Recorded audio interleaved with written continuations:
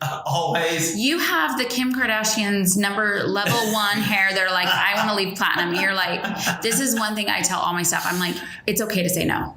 Because one thing I'll tell you about clients is they will never forget you if you mess up their hair. But they will forget you if you say no. And I'm like, we call it in the hair beauty world, the platinum color? Sweat stash, because you know you're in a situation, your lip just starts sweating and you're like, okay, these are good dreams, but if you can't go through all the phases, it's just not, I would rather tell you no. So I always am to my staff, please, if you do not feel comfortable, say no, and it's okay. Because I think they would appreciate it. And then you get into this, and now our whole team is on it. Is that based on like a color someone wants? Oh yeah, you always have the dark hair, and I want blonde now. Like now, and you're like, get a wig. I can lead you to the wig shop, because it's not going to happen. Like, do you want short hair? Because we can do it, but The platinum color, I know what you're talking about. I've seen it before. I always say patience. If you can have, and I think majority of people actually stay in your chair because they respect that. There's a few that have been like, okay, I know, and we all know someone, they're going to find somebody, but they'll be back because their hair's going to fall out, and it's going to be a disaster. If you got all day, but even all in one day, it's too much for the hair. It's just too much. And you got to know when to say no. It's too much. I want you to educate me on that, because are you talking about the chemicals and stuff that you in? Lightning. So basically you got to take pigment out of the hair. To become blonde is taking a color, and everyone's like, color molecule and pigment out of the hair. You've got to strip it. So you're taking out integrity. You're taking out everything of that hair to get them in all in one day. No. So they probably see stuff on TV, and it's probably something. Oh, of course. It looks, you do have the Kardashians. You do. If you're going to spend time, or celebrities that are all of a sudden, they're platinum, but do they really talk about the process behind it? Yeah. No. And they also stay hidden until that hair is perfect, right? And all of a sudden they're out because they spent 10 days on that hair. Yeah. To keep the hair and the integrity great. And that is something I don't think your average client, if you're not a celebrity, is going to want to deal with, or the money. Every step is cost you money. Do a lot of people do it anyway? Like in your industry? They try, yes. And I do feel majority cases go really bad and some go great, but I feel most clients are willing to put in the patience because you got to over communicate. Communication is everything in a chair. Yeah. That's why I say I always run circles. I will say it 10 times and make sure you understand where I'm going before I leave, because you want to tell them, I don't want to destroy your hair. I don't want to break off your hair. If you don't care about your hair, I do. So it's my name. I don't want to do it. Yeah. Because from the way you're talking, you educate a lot more than just. So when I started, I've been doing hair for so long, almost 20 years. Can I say that quietly? When I started, one thing getting out of hair school, people, they wanted to teach you to do hair that they couldn't create at home. Because that gets people in your chair. If they can't create it at home, that's your money ticket, right? Because they're going to love you because you're doing something they absolutely can't. We now live in an era of they better be able to create it at home, because then they love you for it. So we now have the tools and everything that is available to your clients. You want to show them. It makes you that much better of a stylist to make sure that they leave with everything they need to create what you've created. So I've lived through both times of going through that with them. And it's great because they will leave with everything, all the tools, all the products, all the stuff that they need, and knowledge. And that's why I always overtalk it. Like, if you don't know how to curl your hair, here's the curl iron. I'm going to watch you.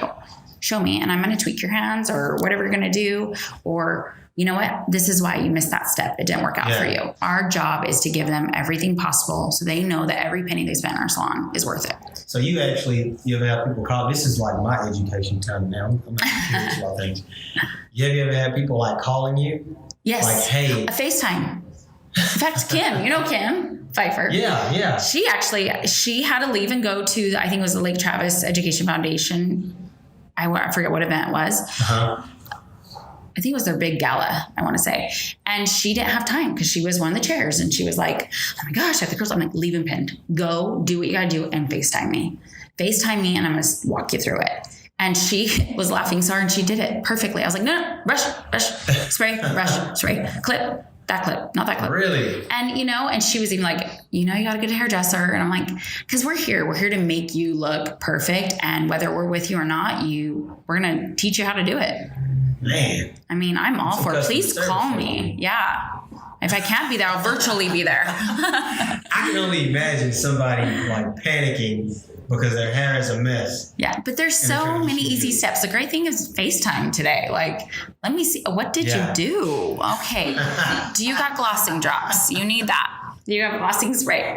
Comb, brush, hairspray, freeze it. Pull it over to the side, freeze. You know what? Just put some extra lipstick on. You're going to be fine. I'm just kidding. You got to record one of those. Those sound like this. She did. I think I have the pictures and the video somewhere. She recorded. I didn't expect it. But I was leaving the salon. I was in my car and I was like, okay, take him out. Now brush. And she's like, okay, like this. I'm like, yep, no, tease that one. Now brush it. Now smooth it. It's, the one thing is they have that mirror in front of them. So they do ask questions because they feel so glamorous when they leave and beautiful. And I have literally had husbands come into me and be like, I should have never paid for counseling. Had I known my money would have been more spent here and what you did for my wife and how you make her feel, I would have never gotten a counselor. And to me, that is like, I've had husbands come in and hug me and it like makes me emotional. Damn, we're gonna start up a level 12 reality show. They have to agree to that on taping. I'm just kidding. But I always feel that is like one of the best compliments I could ever receive. And because you don't just fix the hair, you fix the inner too. Yeah. You spend that time with them. And I mean, I give them all my time. I mean, I'm sure many people out there know I'm not the most punctual sometimes, because I'll give you my all in each time. And that is probably my biggest flaw. Is it hard to really get someone like, do they have a vision when they come in? Or do some people have a vision when they come in and then some people don't? People do. And then I think when they get to building that trust, then they do trust you. Like, oh, hey, I'm doing this. Or what do you think on this? Or, hey, if you could do anything, what would you do? Yeah. And I love that because I love when creativity I can play with. And I will say, compared to California, this has tested me on so many levels out here. I love the hair world out here. I feel like when I first opened up, so many people were either damaged or just the hair color was bad and the blonde wasn't right. I mean, it was my biggest challenge. And that tested me on so many levels, but made me such a better hairstylist. I think I grew so much here. Mm-hmm. And I go back to California and meet my salon family there. And I tell them all the time, I'm like, y'all would love me now. I'm so much better. I'm just kidding. No. It tested me and I loved it. It was a challenge. I went home. My husband can attest to this. And I wouldn't even want to talk. I was so drained. I was just, what was brought to my table was just like, and we have a huge water problem here. I mean, so many things came in effect that I was just like, oh my gosh, I'm drained. Is it more demanding in California or Texas? I don't know if many will agree with me on that. I think way more demanding here. Again, along the same lines. I think a lot of people didn't love their hair. In California, they would never leave their hairstyles. Out here, it was like, it's okay, or I've always never really liked it. Or I get panic phone calls like, look, I've tried hairdressers for 7 years. I'm about to go back to Houston. I'm about to go back to Dallas. My husband thinks I'm crazy. And then all of a sudden I do their hair and that husband's like, oh, that's what you mean? Oh, I see what you're saying now, and just the repairing of hair here, it was my biggest growth period and I'm grateful for that. Mm-hmm. But, it was a lot.